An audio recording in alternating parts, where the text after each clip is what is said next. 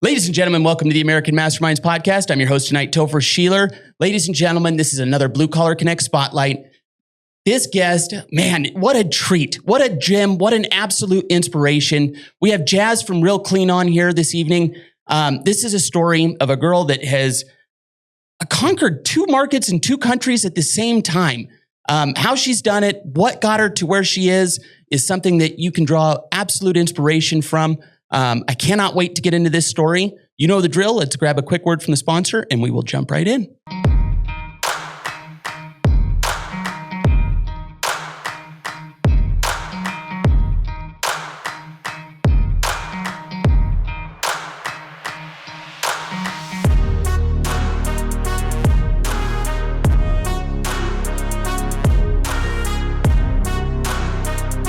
Welcome to the American Masterminds podcast.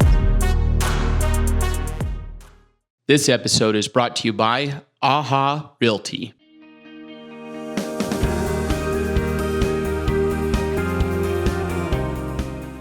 If someone is thinking about buying or selling real estate, I always recommend they hire the best agent for the job.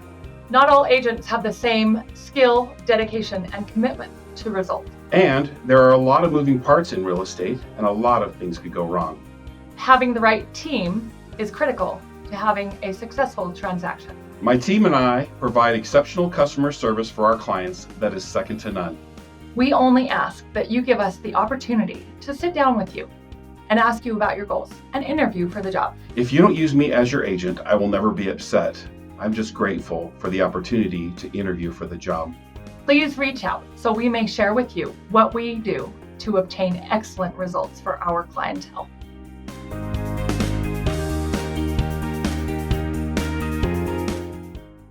I have to know the background story. I've heard rumors. You came with you have a very big painting company in England, and then your cleaning company here in Salt Lake is absolutely exploding. Why the move? What happened? How are you managing to do both? Oh gosh.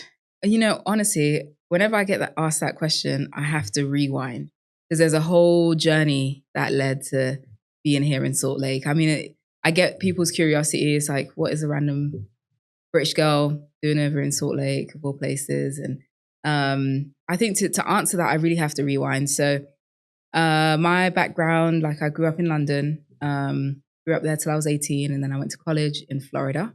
And that was my first introduction to the US. I loved it. Really, really loved it. So after that, I was up and down the East Coast a little bit, went back home to London. And then kind of on a whim, between survival and not wanting to get a job, I decided to start painting people's homes. And that's kind of how the journey began. I had no plan. I didn't know what I was doing at all. So after the first couple jobs, bless those people who let me paint in the beginning because it was bad. Literally, I was on YouTube, what type of sanding paper do I need? How do I fill a hole? How do I cork a back up just a little bit. Why painting? Of all things, if you don't have a background in it, why painting? It was really random, honestly. I kept seeing painters everywhere. Like there would be people painting on my street, like my neighbors getting their homes painted. I would be sitting on the tube and the guy next to me would be a painter. I'd strike up conversation. And the general consensus that I would hear, the tidbits, was that it was a great industry to be in because people always are needing their home or some building painted. So the consistency was there. And then also it just didn't seem that hard compared to electrical or plumbing or something where you actually need a bunch of education before you get out in the field. So if it seemed like, all right, I can go to B&Q, which is like our version of Home Depot. I can pop around B&Q, get some brushes and figure it out. And that's kind of how it went. Oh, wow. That's incredible. Just jumping right into the fire. I love that. It was kind of delusional, honestly, if I'm being honest. I don't know where I got the idea in my mind that I could just do this thing. But it taught me a lot. It taught me a whole lot about people. It taught me a lot about just from the customer all the way to the painter, hiring, firing, quoting, all the aspects of the business. I just had to learn on the fly. And so it was just me for a while. I was the only one painting. And then eventually I got this job actually in a place called Earl's Court, which is in West London, pretty posh area. And usually houses in London are pretty teeny tiny, like flats. You do get some 3-4 bedroom homes and stuff, but they're usually further out a little bit. So this was a house that was a 5-bedroom home, and they wanted it done like fast. And I had no one to help me. So I basically went on Gumtree, which is our version of like KSL. Okay. Found my first guy on there, and he ended up great painter, not great human. I came to find out. Live and learn. Yeah, live and learn. But he definitely helped me for a while, and that's kind of how that was the beginning of the growth. Okay. So you hired one guy. Mm-hmm. Where does the business stand right now? So right now, I found that my sweet spot at the height of it, I had 26 painters, Holy 26 painters? It sounds great, but it was a bloody nightmare. It was a lot. Just managing all the personalities and making sure the jobs were being assigned correctly and everyone was working. And so it was great, but it was chaos because I had no systems. I didn't know what I was doing at all. We grew really fast and I was just trying to keep up. So it was all about just fulfillment, keep finishing the jobs. But then now I found that my sweet spot, because I run it remotely from pretty much everywhere, when I'm here, when I travel, my sweet spot is between 9 and 11 painters. If it gets above that, it requires more of my physical presence or my attention. And if it's below that, it also requires me to like bolster it up. So that's my sweet spot. Huh. So 26 painters. That is quite, like, how did you get there? You must have let me guess, your specialty is on the back end and finding the jobs. Yes.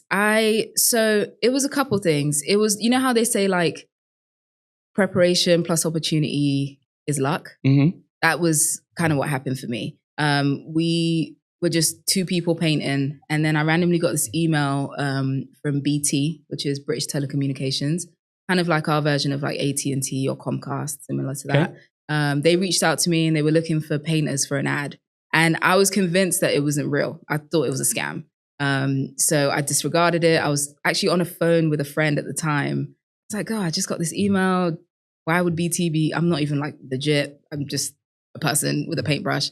So she kept bugging me about it. And she was like, if you reached out to BT, maybe it's real. Check it out. What if it's real? What if it's real? And I was like, And so in the end, we kind of, she decided to make a bet, basically. Like, if it's real, if it's legit, and you go, like if you reach out to them and you go and it's legit, dinner and drinks are on me next time we go out. And if it's not, other way around. So I was like, all right, I'll take you up on that. And it ended up being real. And so we were on a nationwide advert for 9 months. And that was part of the catalyst. That plus COVID as well. Because people were in their homes. The lockdown in London was pretty restrictive. You couldn't be outside. You had to have a reason. I think it was one of 3 reasons, like either you're getting medicine, groceries, or you're like prescribed a 10-minute walk in the park or something ridiculous like that. So everyone was hunkered down. And obviously London's a massive city, 9 to 10 million people, actually in the size of the valley here. So you can imagine the density. Yeah. And so everyone was home. And I think people were just looking at the same 4 walls and noticing things that they hadn't paid attention to before and just wanted to freshen up their spaces with paint, basically. So yeah, that plus BT, plus like marketing and becoming a reliable face in the industry, jobs just came. So at this point, the painting business out there is it more like a brand? Like you have a name that's recognized now and that's how you can kind of sustain it? Honestly, yes. We've turned off ads for the past maybe 2 years. And all of our work is either referral based or returning customers. They seem to be homeowners. Actually, interestingly enough, it's like a specific niche of young homeowners. So people generally between the ages of like 28 and like 45 who have purchased their home, because it's hard to buy a home in London. Home prices are very expensive. And so what I found is that when younger people buy their first home, they get on the property ladder, they're usually trying to find cheaper ways to do things. But they usually do that, and then painting seems like an easy DIY thing. And a lot of the time they get started and are like, okay, let's hand this off to professionals. So for some reason, I think that became like the trend. and then just building good relationships with clients and them telling their friends and family. And that's kind of how it spread. Yeah. Darn. That is quite incredible. And you still run it with 9 to 11 right now? Yeah. So still run. It's all remote. So I'm not as involved in the day to day. I do step in because we paint quite a few museums, which was another niche that kind of fell in our lap. Yeah, it was random. This one museum reached out and called us, and then we did that job. And they wanted a specialty type of paint called lime wash, which is like limestone paint. So you get this like textured finish, and they really liked that. And so after each installation, they would have us come and repaint everything white. The next installation goes up, and then we maybe do some specialty work or regular work. So that became quite regular. And then again, word spread. And so on our commercial side, which isn't as big because I actually prefer residential for the painting. On the commercial side, we do a lot of museums. Yeah, it's like homes and museums. That is absolutely wild. That's really cool. Thanks. That's awesome. Thanks, man. So if that's kicking and burning and you've got business and everything, what happened to bring you here? Yeah. So part of my journey was when the painting grew, and I had no systems and I didn't know what I was doing. I got overwhelmed. It was a lot to manage and I had no help. And so it went from, picking up paint, dropping off ladders, hiring and firing painters, dealing with customers' quotes. All of that was on my plate. And so I ran it for as long as I could. My dad died in the midst of our height. And that was a huge blow, just personally, but I didn't process it and I didn't fully grieve it. I just worked through it, through the pain, And so I did that for about a year, maybe a year and a half, and then hit a wall.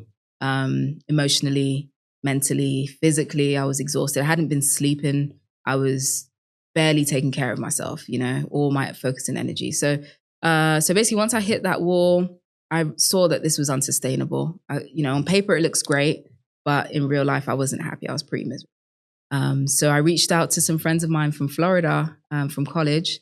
And I was like, hey guys, I need a break. I need to get out of London. Luckily, the COVID restrictions had started easing up so you could travel. And so I reached out to them. They were like, yeah, you can come, but we're not in Florida anymore. We're actually in Northern California. So I ended up spending about 9 months out by Lake Tahoe area. Oh, wow. And yeah, it was beautiful, man. It was gorgeous. It was like going from, the only word I can describe it is chaos. Like going from day to day to day chaos, and then just suddenly being in nature and being in a little mountain town and going from here where my energy and my frequency was all the way up here, frazzled, and just feeling for the first time. And then everything started coming out. All the emotions I'd suppressed, all the grief that I hadn't processed, all the things just started coming out. And during those 9 months, and it wasn't supposed to be 9 months, I kept extending. During that time was when I was able to ask myself some pretty big questions. Like, what's all this for? Why am I killing myself in this? I'm not happy. What's next? And I was still taking calls at 3, 4 in the morning every day, getting calls, woken up in the night. And I was like, I don't want to live my life like this. It's unsustainable. So during that time is when I kind of built the systems, went back to London, and then the systems were working. And then I decided to use those same systems. And just honestly, it was an experiment to start Real Clean. I was like, if I can build something from across the ocean and it can run without me, then I know that the system works. And so, yeah, that's kind of what I did. Because after a while back in London, I got a little bored. I started feeling unfulfilled. Like, okay, what am I supposed to do with myself? The systems have taken over. Yeah, kind of. So that's kind of how that went. And yeah, so Real Clean was an experiment. I ran it remotely for about 2 years, I want to say, maybe 2.5. And then I moved here and relocated. So how did you go? Okay, we've got Tahoe, we've got Florida. How did you get to Salt Utah, Lake? Yeah. So I actually came for an event. I went to see the UFC fight at the Delta Center. And wait. The Kamaru Usman one where he got head kicked? It was, oh my God, who was it? It was Usman versus the English guy. Yeah. Yeah, what's his Leon. name? Leon Thomas. Not Leon Thomas. What's his name? Leon Edwards. Edwards. I was at that fight. Are you serious? That's the only UFC fight I've ever been in. Oh my God, that's crazy.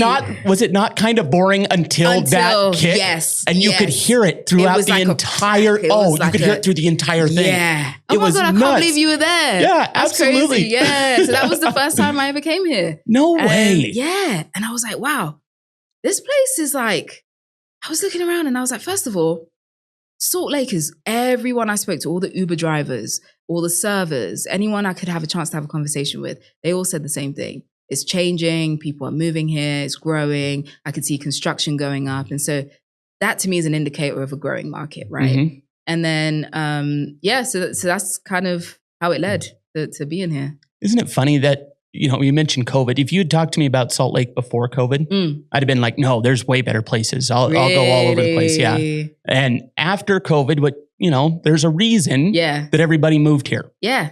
100%. It sounds it's beautiful. It's nice. The people are nice.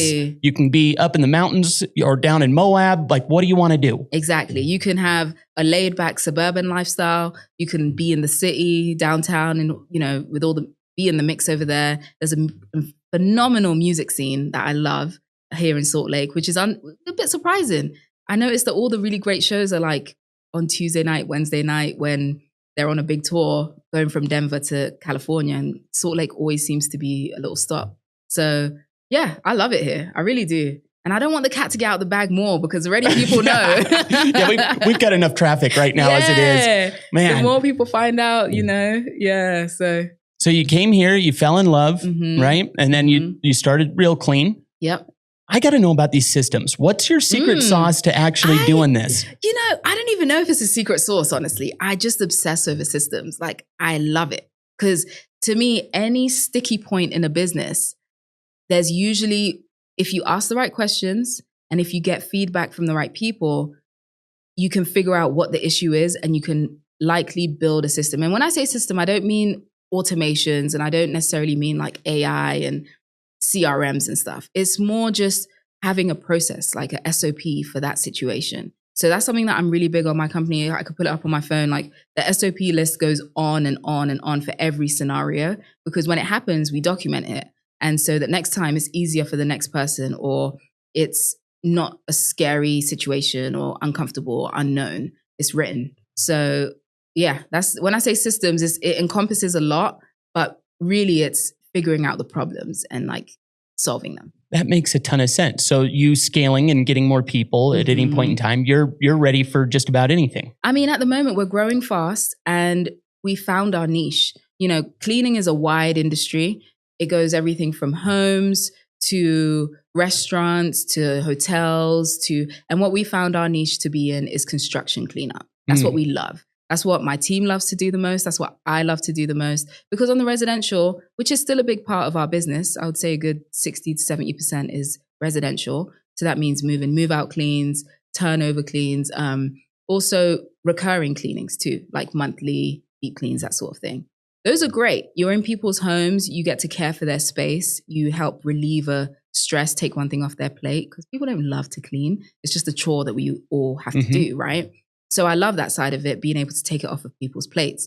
But what I really love, and on the commercial side, we do Costco, we've done Buffalo Wild Wings, Costa Vida, like we do those things too, and they're great, but it's a lot more bureaucratic and you end up having less of the personal relationships, and it's more so people either know you and trust you and then the work gets sent, but even then it's like it gets sent to accounts receivable and then it goes to another manager and I don't enjoy that part of the process. What I love with the construction cleanup is it's relationship based, because it's all contractors. I speak their language, they speak my language, we're the same, and the homes for my cleaners are great because they're empty. Right. They can come in like a pack of locusts. So it's a lot of fun. Yeah. I'll be darned. That's really cool. So now you run both of them. So are you up all hours of the night and everything? No, actually, I try to keep my work. I found that for me to be optimal, the best time for me to work is from 11 a.m. to like 4 p.m. That's my sweet spot. That's when I get the most work done. That's when I'm the most productive. And I also have a creative spark in the evenings too. Before I used to fill that with work. Now I try and fill that with a creative outlet. Like I play drums, I make art, like I write poems. So it's something to expel from the day, you know? All that energy and all that creativity comes out for me at night. But during the day, those sweet spot, that 5-hour window that's my primo time. Yeah. Where on earth did you learn all these mental models and everything? Mate, honestly, just conversations. I love to learn, and I'm really, really curious about people, you know? So whenever I meet someone new, kind of like how you're doing, I love to know what's their journey? How did they do it? What did they learn? What won't they do again? And that sort of stuff. So, and that, I think over the years, and I love to read as well. So just reading a ton and speaking to people is pretty much how I learn. Huh. And actually, to be fair, I did at some point join a community of cleaning business owners. And that helped as well. Because with painting, I was in the field. I did it. With cleaning, I've never cleaned a home before. And so sometimes, like in the beginning, there was a disconnect. Like I didn't fully understand what it was like for my cleaners. I was more so focused on the process or the client experience. But through that, I learned a lot too. So yeah, it's being curious, I think. I would imagine that your employees love working for you. I mean, you'd have to ask them, mate. They work pretty hard, and I try to keep them as busy as because in the beginning, I always ask people, what is most important to you?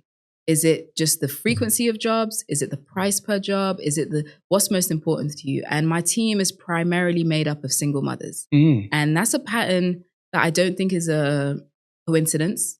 Because, I mean, let's be honest, not many people, you know, when they're a kid are like, when I grow up, I want to be a cleaner. It's Right. usually life circumstance, or it's a hobby / passion that turns into a career. Some people just really like to clean, which I don't get. That's not me. It's not me either, mate. And so a lot of my team are single mothers. Honestly, some of my best cleaners have come from really, really tough personal backgrounds, personal life. And so one of my best cleaners, for example, when I hired her, I was back in London and she called in. She said she was interested in the job. And I asked her a couple questions. And then she was like, do I have permission to be completely honest with you? I said, yeah, please. That's what I would love.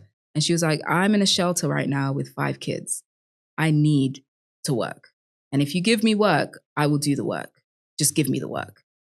And when she said that, I told her, look, I'm a mother too. So I get it. And when it comes to providing for your family, you have to. So you just, as long as we have open communication, and you're honest with me, I'm honest with you, I will keep you as busy as you can be.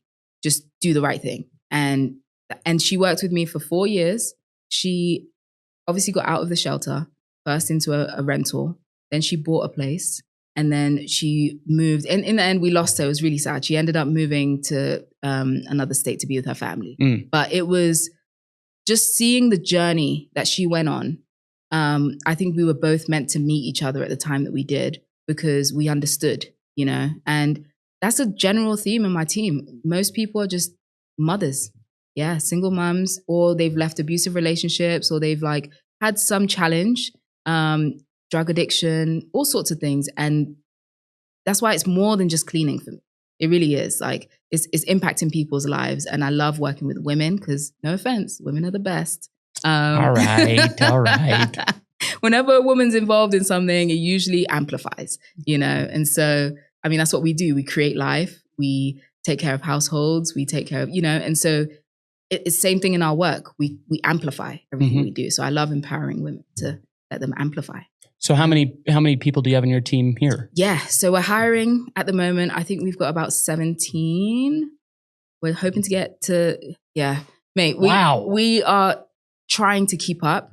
But at the same time, there's always room for growth, right? And so at first I thought, I don't want to be like a big company that franchises and like, you know, like not to name drop and stuff, but you know how there's always in every industry, there's that company that franchises and it has smaller versions of it. I just want to build a team and a company that feels like home for people, where people want to stay, where they feel fulfilled, where they're growing outside of work. And so, yeah, that's been my passion. And I think now it's way more about that than it is about, okay, what's the next job? Or you know, when's the next move out cleaning? It's more about my team. I really care about it. Wow. Yeah. Huh. This is really fascinating.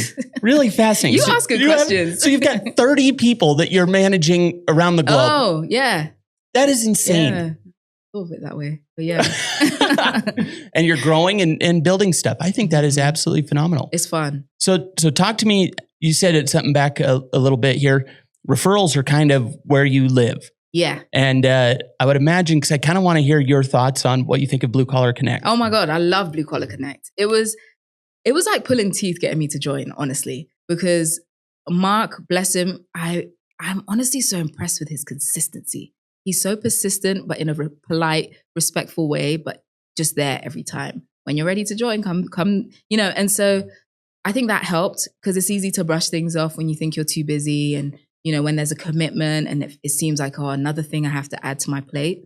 But Blue Collar has been phenomenal. The relationships, I already had a lot of friends in there before I joined. And they all said the same thing. What are you doing? Get in here, girl, like join. And I was like, yeah. And after a while, I don't even know what, who was it? What happened? I think it was David Boss. David Boss, we had dinner, me, him and his wife, and we were talking and he was like, you better get in there.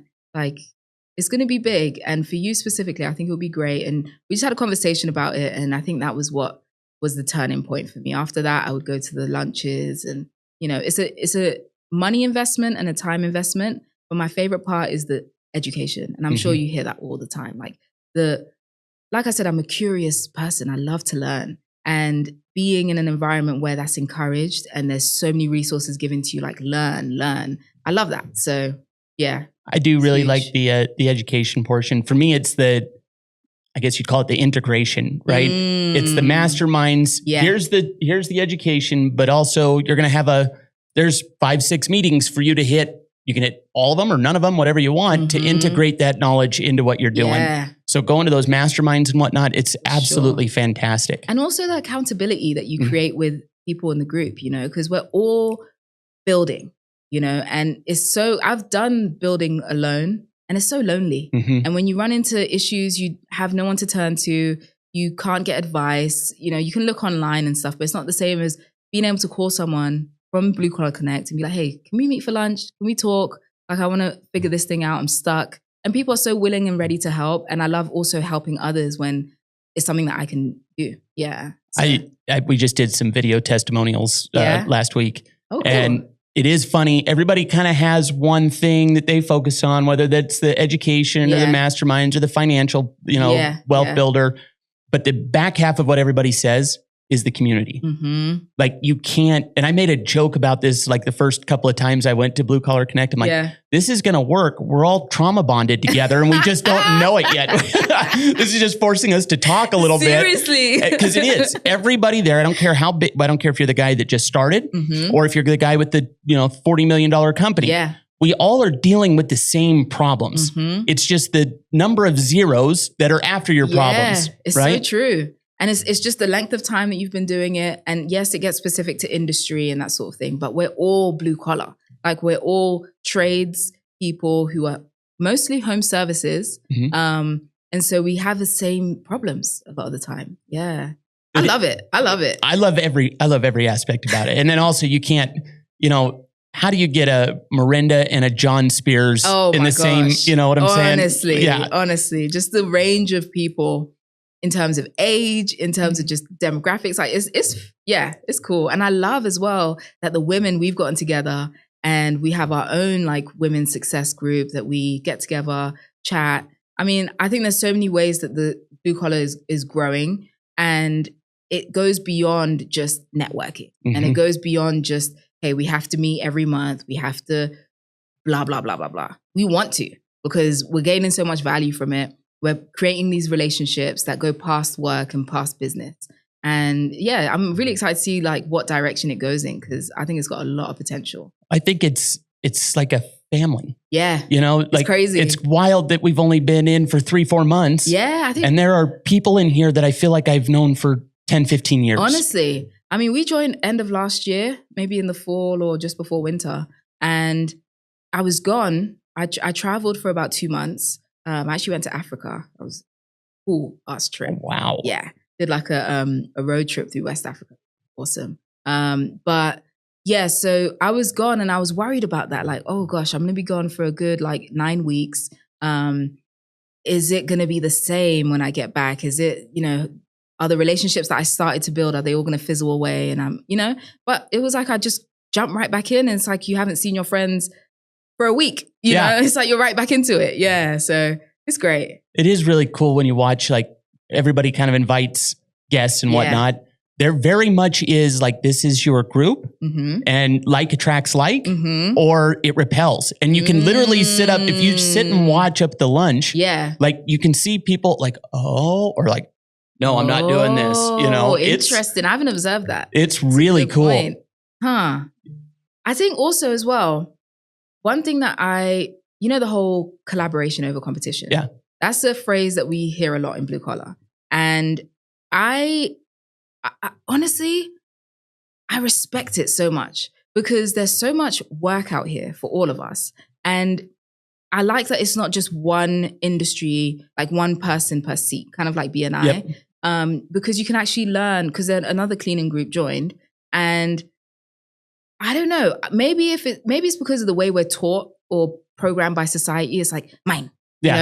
In other settings, I could see it going like, oh, this is my thing, and you stay over there. But as soon as they joined, I was like, okay, what do you need? How can we work together? How can we collaborate? How can we, like, what do I know that you need to know? What do you know that I need to know? How can we do this? And I don't think I've seen that anywhere else. And I'm not just speaking from the cleaning. I've seen it with the GCs. I've seen it with electricians. Like, it's just so much, because there's so much knowledge and personal experience we each bring. That, I don't know. What's really interesting is that, that collaboration over competition, right? Yes, we grew up, and it's because starting a business is so hard. Yeah. You're literally clinging on to everything that you can possibly get, which is a scarcity mindset. Yes. This collaboration over competition in practice is actually abundance mindset. For sure. And everybody has something to offer. And then what you really learn is, even though you've got 3 people in your seat, you all actually are doing something different. There is not actually 2 businesses that are wholly alike. Exactly. We've got landscapers that only want to do $50,000 jobs. That they're the big, huge crews and big, huge equipment. Well, that means that there's a need for the guy to go up and does a little yard cleanup. You know what I'm saying? Exactly. On surface, you're thinking, oh, well, there's 3 landscapers in here. In reality, they're all different. The metal guys are the best example of that around. You'd think, and also by looking at them, you'd think they're all in the same category doing the same thing. They might as well be 3 different businesses. So true. And they work phenomenally well together. So true. And I think that's the cool thing, because when you find a job that you don't necessarily want or doesn't fit what you're doing, you have someone you trust and know that you can pass it on to. Like when I have a lead call in or a client asking for a certain type of cleaning that maybe our schedule's too full, maybe it just doesn't fit with what we're trying to do right now, I can call the other cleaners in the group and be like, hey, you guys want this? This is a verified lead. They're ready to go. Take them. How many business owners can have that? Not at all. Yeah. Not at all. And what everybody doesn't quite see just yet, I'm just starting to get kind of the picture here. What we're trying to get to is training the public. They're not calling Real Clean. Yeah. They're calling Blue Collar Connect. And so the more that, no matter what is going on, now the back end is passing those referrals around, right? Right. But to the customer, it just doesn't matter. It's getting taken care of with people that you want to have in your home and that you can trust to get it done at the price they said they were going to do it, and be, forward and upfront with everything that they're doing. Exactly. I think just the process to even get into blue collar is great at weeding out the people who shouldn't be in blue collar, because it's not easy. It multiple background checks, multiple reference checks, actual conversations with people, not just like, oh, you've got a reference. Okay, great. The board of women doing the intuition check is brilliant. I mean, so it's exciting. And I think with how Salt Lake is a really interesting market to me, because I compare it to like the London market or the Florida market, where it's just totally different. Here, there's so much more emphasis on trust, accountability, doing the right thing. I think the bigger a city gets, sometimes it loses that. And a lot more people work their way through the cracks, and aren't accountable, don't do the right thing, all of that. Mhm. And so it's cool to be in a market where that's really important and people honor that. And customers expect that too, which is great because it holds everyone to a higher standard. So I like the idea that a homeowner can need their home cleaned, but they can reach a blue collar directory eventually and be able to be like, oh yeah, I also need my gutters cleaned. I also need my carpets cleaned. I also want my yard redone, and they have a trusted, verified list of people right there. Yeah. Well, and that plays directly into the accountability that you're talking about, right? Mhm. If you go and you do a great job and they found you through blue collar, well, they're going to try someone else. Right. And so the more we all are pitching in to help each other, the better our name gets, the better everybody's business gets. And then eventually they'll get to a point, and they've said as much up in Boise. They're getting to the point now, 2.5 years in, where that's how people are doing their shopping for their home services. I would. If I was a homeowner, I would. Oh, without it, it's not fair because we get to see the back end, and I know who all these people are. I would, anything that I needed, they're coming from Blue Collar Connect. Exactly. And it's like a no-brainer. You're not guessing. Exactly. There's... Because the worst thing, because I'm always someone who's trying to connect people. Like, if I know someone who would fill a need and someone's looking for that need, I'm like, you need to call this person. They're great. But I can't tell you how many times I've done that in the past and regretted it. Because they didn't take care of the customer. They did something shady. They weren't honest with the money. Something goes wrong. And I've experienced that a lot more in London than here. But it's just such a relief to know that, okay, if I send someone, if my cleaners are in a home and the person asks, do you know anyone who could do our flooring? We really need this change. Yeah. And we send someone, that person is going to represent Real Clean. They're going to represent Blue Collar. And they're going to do a good job for their own business as well. So it's just a relief sometimes to know that, okay, I don't have to worry about, like, I want to help this customer. I want to have their needs met, but I don't have to worry about the person that I send to them. That's huge. No, I think it's absolutely fantastic. And like you said, it's like group accountability. Yeah. We're all trying to do the same thing. We're all trying to uphold the brands all the way through, however you want to mix that up. It makes for a wonderful experience for the customer. So we'll see. I'm excited to see what happens next because it's interesting seeing like the Boise market, the Texas, now Phoenix, Salt Lake. I don't know if there are other ones. Are there other ones opening? Apparently they're talking about Dallas next. We'll see. Cool. But yeah, Joe, I heard something that Joe's goal with Blue Collar Connect is to create 20,000 blue collar millionaires. Wow. That is such a lucrative, that I can't even wrap my mind around that. So to your point, where is the goal and vision? Across the country. Love that. The only way to get to it would be across the country. Love that. And then as well, because like before I joined Blue Collar, I made it a point to call people from other markets because I wanted to know, okay, I'm a cleaner, but like, what's your experience been like in the group? This is a big investment. Am I just signing up for another networking thing where it promises all these things, or is it actually going to have some deliverables? And everyone I spoke to said the same thing.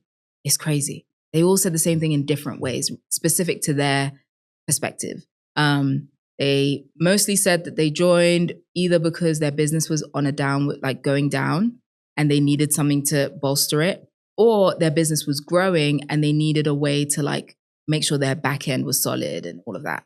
And regardless of the two, which of the two, they all said the same thing. I've grown more. I've gained more than I've spent to join the group. I've gotten incredible relationships and my business has grown across the board. And I think that's pretty fair. It was kind of funny. I was talking to a gentleman who's like, I was telling him about it. And I'm like, I'm the biggest Blue Collar Connect fanboy around, And he's like, next thing you need is a Blue Collar Connect tattoo. right here on my forehead. But no, he was like, okay, tell me something negative. Yeah. And everyone that I have, I couldn't come up with something. Wow. I guess it's a lot if you hit every meeting, but it's like and I came up with this on the spot. It just came out of my mouth. It's really and truly like a buffet of all the business things that you would need. Yeah. And you just take what it is that you need. Yes. Sometimes you're going through a growth phase and those masterminds are just completely invaluable. Sometimes, everything seems to be kind of smooth right now. Yeah. Let's focus on doing social media or whatever it is. Right. You know, so it really is just a buffet of all the different things that you need to run a business. Yeah. And the experience of everybody that's in there. Because Yeah. again, we're all doing very similar things, trying to do this, trying to grow, trying to make more money. It makes it for one heck of an environment. Absolutely. I couldn't agree more. And honestly, I love that everyone is at different stages in their business. Because you're speaking to people who you're in the same room with people who are doing 10 million a year. And in that same room is someone who's maybe doing like 500,000 or 300,000. And they can have the experience of and knowledge from someone in the room. Like, how much do people pay for that? Mm-hmm. You know, if you were to go get consulting from business consulting or something, like you'd spend so much money and you wouldn't have a relationship that you can go back to anytime. So I think I love the range of where everyone's at and seeing the trajectory. Because one of my good friends, when he joined, he was at a standstill. It was like, you know, maintaining the business. And seeing him a year after he's been in blue collar, it's like, wow, that was just a year ago, you know? And it all comes down to applying what you learn, isn't it? Because we can all learn and we can all listen and we can all be excited, but it's the application. And I think everyone in there is a hustler. Everyone works. Everyone wants to build. So it's cool. Well, and it's also like there's so many little things. Joe has, like, if you talk to him one-on-one and you ask him to explain a concept, he can go into level and depth that, you know, anybody, like we could stand toe to toe with any of the big coaches or anything like that. But when you watch him in the masterminds, and it might be a problem that you're thinking like, oh, well, this is keeping me up at night. I can't. And he's just like, no, you're just going to do this, this, this, and this. He simplifies it in a way that's like, what? Oh my God. Yeah. That'll work, I guess. Crap. Why is that? Why have I been losing sleep over this? Seriously, he just makes it so simple. And yeah, I do agree with that, because there have been some stuff that I've thought was such a big deal. Like, oh my gosh, how are we gonna retain even more cleaners? Or how do we hire more cleaners? How do we, like for me, one big thing that Joe taught me was about having teams. So you have your A team, whoever's on the B team and whoever's on the C team. How do you get those people up to A? And if they're not improving, how do you get rid of them and replace them? And that was a concept to me that was like, this is really simple. Why didn't I think of it in this way? I just thought, oh, my team, I need to keep my team growing. But it's like, within that team, you've got the people that are doing the best. Can they teach the people who aren't as good? Can they, you know? And so, yeah, those masterminds are just, you learn so many golden nuggets from not just Joe, but everyone else in the room. Oh, 100%. Because everybody in there has, again, somebody's going to throw a golden nugget or has something that also does the same thing. Like, oh no, I tried everything else, just X, Y, Z, and that's the way to go. Yeah. And it makes it fun. The hiring thing, I love that one. I absolutely do, because I inherently, like, there's so many lessons. I was a baseball player. Oh, I didn't know that. Yeah. What? I was actually a professional baseball player. And really? So I've been on lots and lots and lots of teams. Okay. And when you get to pro ball, that's exactly what happens. You have your A team. Those are the guys that have big contracts. They're not going anywhere. Yeah. All right. But there's also the bottom third that at any moment in time, you can get cut. You're gone. Yeah. And they're constantly just trying to field a better team. Why would that be any different than what you're doing in your business? Exactly. So how long did you play baseball for? I was a 4-year college starter and then 4 years of pro ball. Wow. Okay, we got to talk about that, because I've got lots of questions. Whenever anyone is in a professional sport, to me, that tells me a level of dedication and a level of discipline and consistency, because that's not easy to do. So how do you find that maybe I'm being an interviewer now, but how do you find that translates to your personal life or your business life? It's weird, because in a sport, you're allowed to take it to the max. I would have been considered somewhat manic. Okay. So I don't know if you surprised me, actually. I don't know if you don't look at me right now, but I've been carried out of weight rooms and batting cages on more occasions than I'm actually willing to admit, because I thought I was going to hurt myself. And I was kind of manic I knew I was not the most talented. And so I had to do all of the little things that nobody else was doing. So whether that was, now that's not, hindsight being 2020, that's not the right answer. There's a way to use your body. Okay.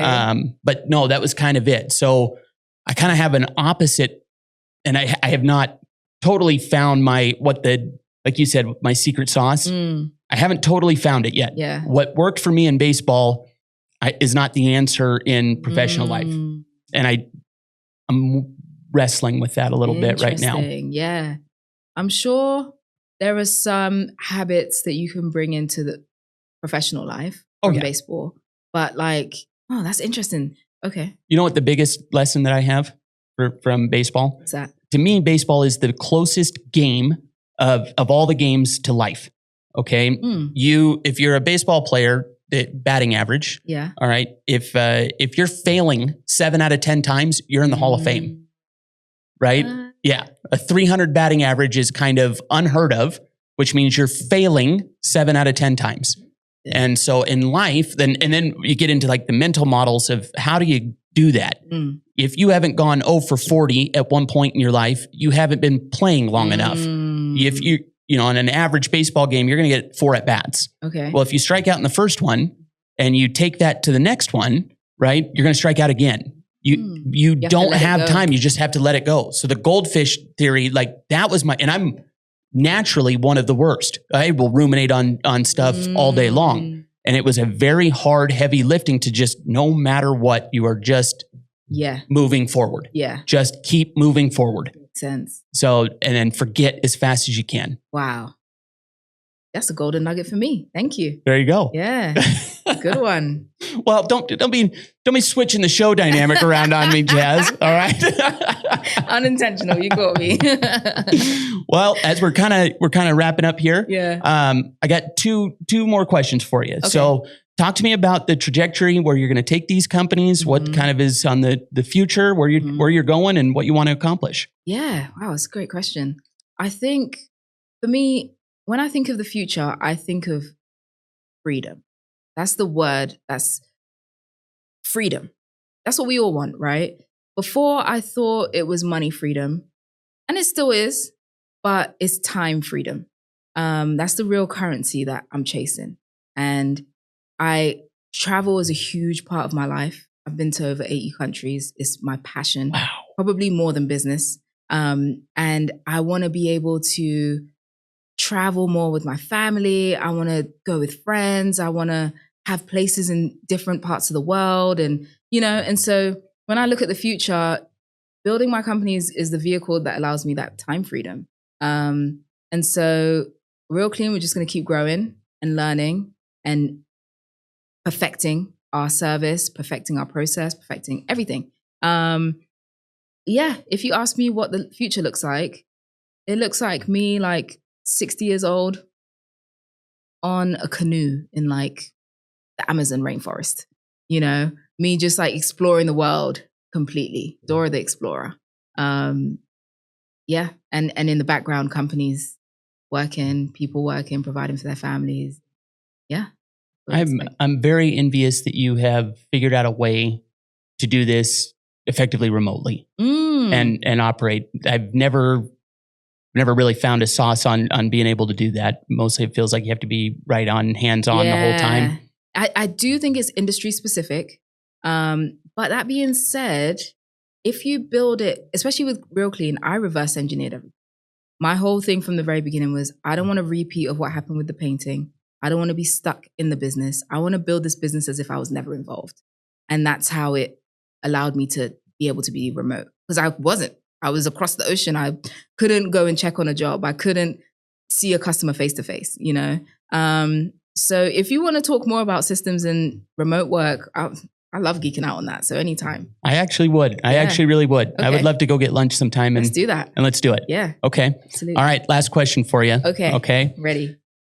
I think you are an inspiration to a lot of people. Dang. And if there were a bunch of young girls out there, I've watched you interact. I've watched how you conduct yourself in meetings, and hearing your story right now, wow. I think it's nothing short of inspirational. Thank you. So if you had some, young girl that was coming out of high school, trying to figure out where she wanted to go in life, what advice would you give her?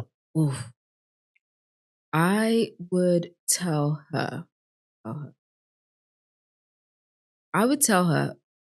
learn how to connect with people, because people, to me, are the answer for everything.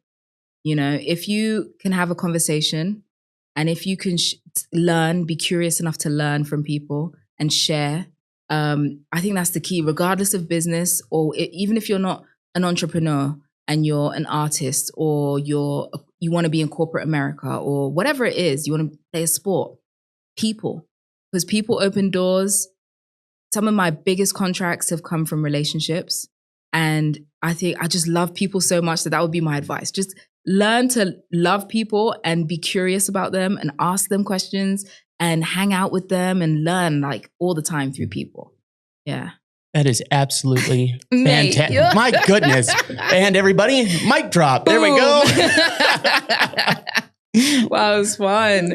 You have fun on the show here? Yeah, this is my first time ever doing anything like this. This is proper cool. You could have totally fooled me. Dang. You absolutely crushed it. Wow. This is going to be one of the best episodes to come out. Yeah, mate. come on now. And you're a good host. You ask really good questions that get you thinking. Like, yeah, thank you. It's a skill set. It takes time to learn how to do this. Mhm. But Jazz, thank you so much for Appreciate coming you so on. far. Absolutely fantastic. I Thank love you. your story. I love seeing you interact with everybody.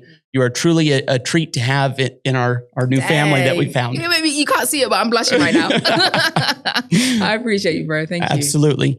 All right, guys, you know the drill. Don't forget to like, share, and subscribe, and we will catch you on the next one. Sweet.